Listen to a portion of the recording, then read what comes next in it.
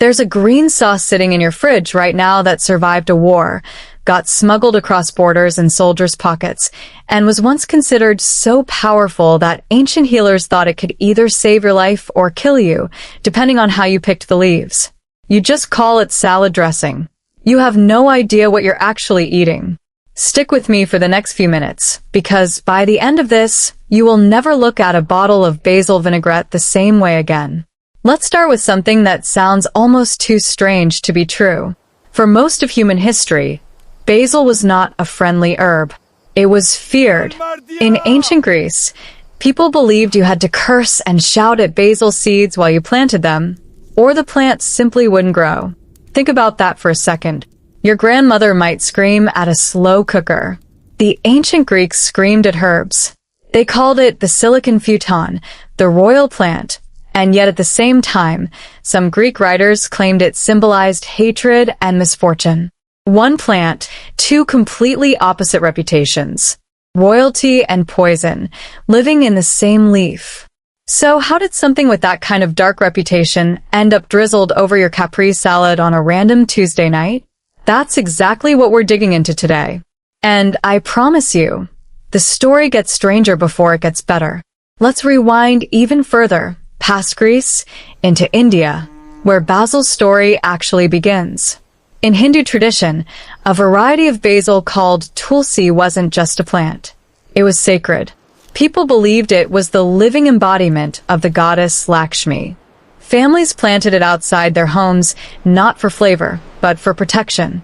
They believed it purified the air, kept away evil spirits, and blessed the household. You didn't just cook with it. You prayed near it. Now here's the twist nobody tells you. That deep spiritual respect for basil traveled west along ancient trade routes, but somewhere between India and the Mediterranean, the story flipped. The same plant that symbolized divine protection in one culture became linked to scorpions, poison, and death in another.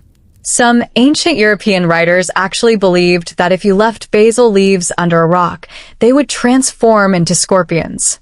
Doctors in that era warned patients to avoid smelling basil too closely, convinced it could breed venomous creatures inside your skull. Sit with that for a second. The herb currently sitting on your kitchen windowsill was once considered dangerous enough to summon scorpions in your brain.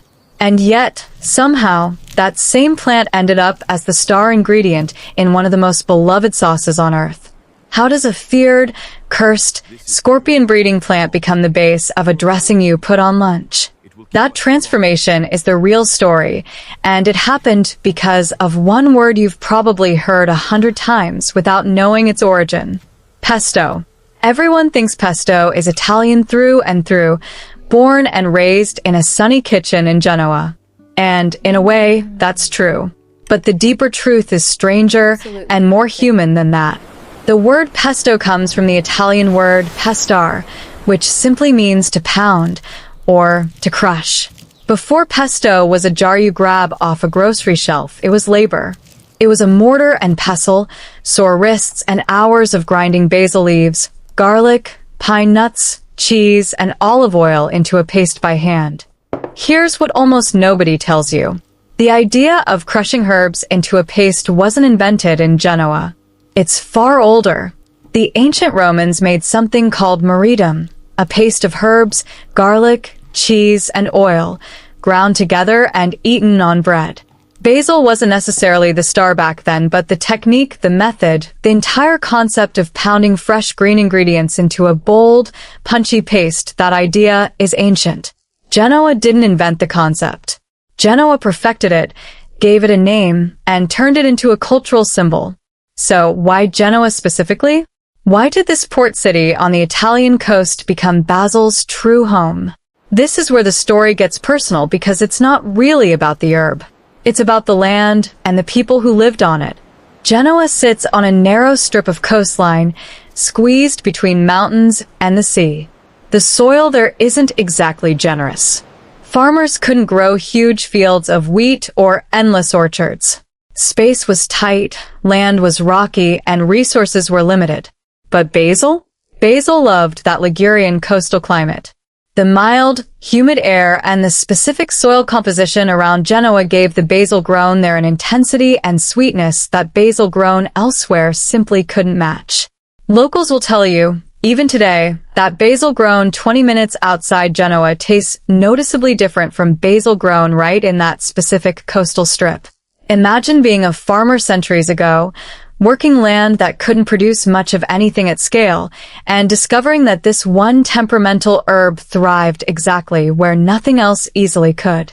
That's not just agriculture. That's a lifeline. Basil became less of a garnish and more of an identity. It became something Genoese families were almost proud to claim as their own, in the same way certain regions are fiercely proud of their wine or their cheese. And this is where necessity becomes genius. Because when your land can't feed you abundantly, you learn to make the most of what little you have. Sailors from Genoa, some of the most prolific traders and explorers in history, needed food that could survive long voyages without spoiling. A sauce built from crushed basil, garlic, hard cheese, and olive oil, sealed tight, had a longer life than most fresh dishes of that era. Basil paste wasn't just delicious. It was practical. It traveled. It became fuel for men crossing oceans, long before refrigeration existed. Now pause and really absorb that. The dressing sitting in your fridge, the one you might drizzle over a caprese salad without a second thought, has ancestry tied to sailors surviving months at sea with nothing but crushed herbs and hard cheese keeping them going. That is not a garnish. That is survival food, dressed up over centuries into something elegant. But here's a twist you probably didn't expect. For a very long time, pesto and basil-based sauces barely existed outside of Liguria. If you lived anywhere else in Italy, let alone anywhere else in the world, you likely had never tasted it. This wasn't a globally famous sauce for most of its life. It was a regional secret, tightly held, passed down through families, almost invisible to the rest of the world. So how did it escape? How did a local Ligurian tradition end up in nearly every American grocery store today? The answer involves waves of immigration, and honestly, it involves heartbreak as much as it involves flavor. In the late 1800s and early 1900s, massive numbers of Italians left their homeland, many from poorer coastal and southern regions, searching for a better life in places like the United States. They carried very little with them physically, but they carried enormous amounts of culinary memory. Recipes weren't written down in fancy cookbooks. They lived in the hands and the muscle memory of grandmothers, mothers, and daughters who had made these dishes their entire lives. Basil paste, basil-based sauces, these things came to America not through some marketing campaign, but through kitchens in Italian immigrant neighborhoods, made from memory, adapted with whatever ingredients were available locally. Pine nuts were expensive or hard to find in certain American cities, so some families substituted walnuts. Certain cheeses weren't available, so families adjusted. The sauce evolved quietly in home kitchens, decades before it ever appeared on a restaurant menu or a bottle dressing label. Here's the emotional part that a lot of food history skips over. For those immigrant families, making that green sauce wasn't about impressing anyone. It was about holding on to identity in a country that often pressured them to assimilate, to change their names, to hide their accents, to blend in. Basil, garlic, and olive oil, pounded together in a bowl, was one of the few things that stayed exactly the same, no matter how much everything else around them changed. That sauce was memory. It was home, recreated with your hands, thousands of miles from where you were born. So the next time you casually toss a basil vinaigrette on your salad before a work lunch, understand what you're actually holding. You're holding centuries of survival, migration, sacred symbolism, and quiet resistance against being erased. That is not exaggeration. That is documented history, hiding inside a bottle on your refrigerator door. Now, let's talk about how basil actually made the leap from thick, chunky pesto into the lighter, pourable dressings you see everywhere today, because that's a completely different chapter of the story, and it happened much more recently than you'd think. Traditional pesto is thick. It clings to pasta. It's rich with cheese and nuts and a heavy hit of olive oil. That's wonderful on noodles, but it doesn't work the same way on a crisp green salad. You need something lighter, something that can coat lettuce without drowning it, something with a bit more acidity to cut through the richness. This shift happened largely in the mid to late 20th century, especially in the United States, as basil and Italian flavors became more mainstream outside immigrant communities.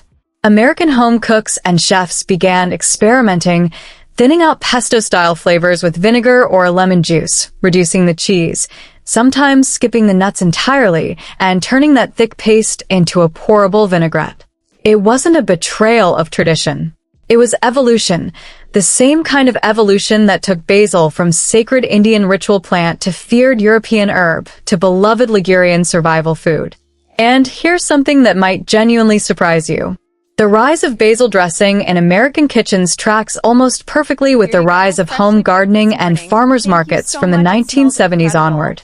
As more people started growing their own herbs, basil became one of the easiest, most rewarding plants for a beginner gardener. It grows fast. It smells incredible. It practically begs to be used before it wilts. And when you have a windowsill overflowing with fresh basil that's about to go bad, what do? You blend it into something you can pour over almost anything. Basil dressing wasn't just a culinary trend. It was a solution to a very real, very relatable kitchen problem that people were facing in their own homes, generation after generation. Think about your own kitchen for a second. Have you ever bought a bunch of fresh basil for one recipe, used a third of it, and then watched the rest turn black and sat in the back of your fridge within days? That frustration, multiplied across millions of home cooks over decades, is part of why basil dressing became so popular. It was never just about taste. It was about using what you had before it went to waste, turning a fragile, fast-wilting herb into something with a longer shelf life and endless uses. Now, let's bring this story into the present, because basil dressing today carries a reputation that its ancient ancestors never could have predicted. It's marketed as healthy. It's on menus at wellness cafes. It's the light option next to heavier, creamier dressings. The plant that ancient Europeans once associated with poison and scorpions is now sold to you as a symbol of clean eating and balanced living. If that doesn't prove how dramatically a food's reputation can flip over centuries, nothing will. And there's real substance behind that modern health reputation, not just marketing spin. Basil contains compounds like eugenol, which has documented anti-inflammatory properties. It's rich in vitamin K, which plays a role in bone health and proper blood clotting. It contains antioxidants that help your body fight off cellular damage. When you combine that with heart-healthy olive oil, a good basil vinaigrette isn't just flavorful nostalgia dressed up in a bottle. It's genuinely one of the more nutritionally sound choices sitting on that dressing aisle shelf, buried between options loaded with sugar, stabilizers, and ingredients you can barely pronounce. Here's a question worth sitting with for a second. Why do you think something that was once fresh, handmade, and deeply personal became something we now grab off a shelf, manufactured in bulk, shipped in plastic bottles with a shelf life measured in months instead of days? What did we gain in convenience? And what did we quietly lose along the way? That's not meant to guilt you. You're busy. Life is demanding. Nobody expects you to pound fresh basil in a mortar and pestle every single week like a Ligurian sailor's wife once did out of necessity. But there is something worth reclaiming here, something worth trying at least once, because when you make basil dressing from scratch yourself, even just one time, you're not just cooking. You're participating in a tradition that stretches back through immigrant kitchens, through Genoese sailors, through Roman herb pastes, all the way back to sacred plants growing outside homes in ancient India. So here's what I want you to actually do. Not someday. This week. Buy a small bunch of fresh basil. It's inexpensive, and most grocery stores carry it year-round now, which honestly says a lot about how far this humble herb has come. Blend it with olive oil, a splash of vinegar or lemon juice, a clove of garlic, a small amount of Parmesan if you have it, salt, and pepper. That's it. No fancy equipment required. A basic blender or even a good old-fashioned mortar and pestle works exactly like it did centuries ago. Taste it. Really taste it. And while you do, think about everyone who touched this exact combination of ingredients before you. Think about a mother in an Italian immigrant neighborhood 100 years ago, making this from memory because it was the one piece of home she could hold on to. Think about a Genoese sailor, jar of pesto in his bag, crossing an ocean with nothing but that flavor connecting him to land. Think about a farmer outside Genoa, discovering that this one stubborn, difficult plant was the thing that finally thrived on land that gave up nothing easily. And think about someone in ancient India, planting tulsi outside their home, believing they were inviting a goddess into their life. That's what's actually in your salad dressing.